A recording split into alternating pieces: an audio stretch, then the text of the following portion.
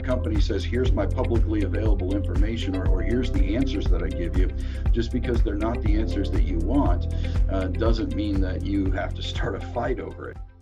Talk to us about what what you're seeing in terms of third-party risk with the supply chain, and how how best to address it for the audience to hear. Yeah.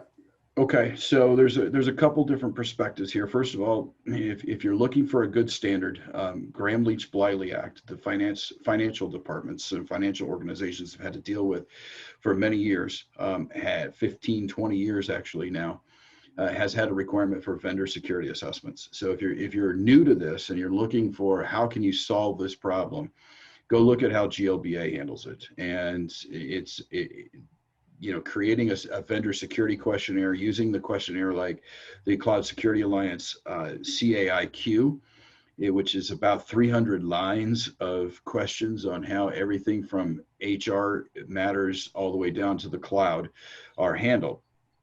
And if you have a good cloud provider, not necessarily touting DataBank, but we have this. So if you have a good cloud provider, they should be able to provide you an already completed CAIQ. You don't even need to create a questionnaire. You can go and download that CAIQ or ask for the CAIQ that's already completed, and they should be able to provide that for you, so you don't have to do anything.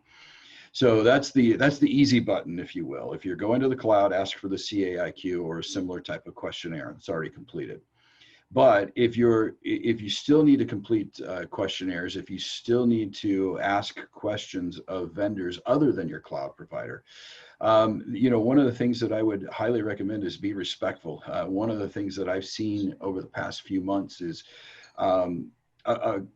two different types of questionnaires that are what I would call, I don't know if I'd say they're disrespectful or not. One of them certainly disrespectful. The other one is not properly thought out. So we'll tackle that one first, and that is sending a questionnaire that just doesn't even apply to the organization and the services that the organization is rendering for you as their customer. So, for example, if you send a security questionnaire to a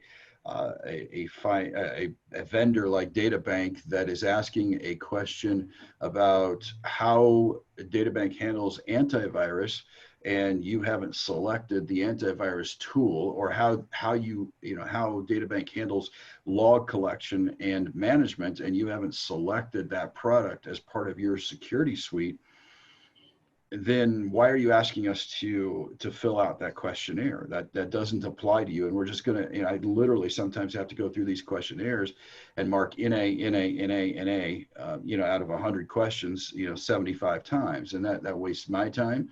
It wastes your time, because you have to evaluate that on the back end. And then you have to start asking the question, why is it NA?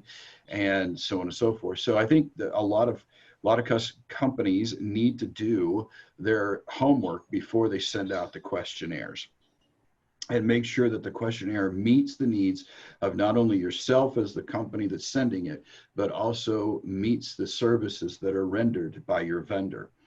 So that's number one. And then number two, you need to, where it gets kind of disrespectful, is you need to understand that there's some things that are not your business.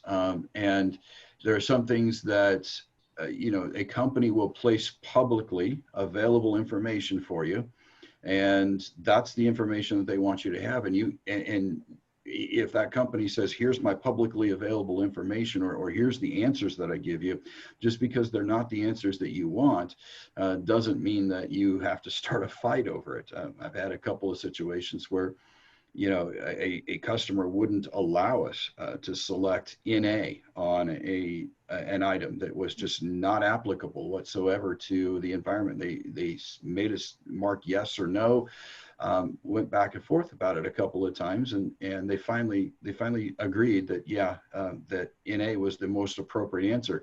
And the caution for those people filling out the vendor security questionnaires and other types of documents that are like this, whenever the proper answer isn't there, is this: if the solution is actually NA, and you mark no, there's two things that happen to that. Number one, a lot of these companies, if you look at the fine print, when they send a vendor questionnaire, it will say that it's a legal attestation, or it's an attestation of your security controls that you have in place.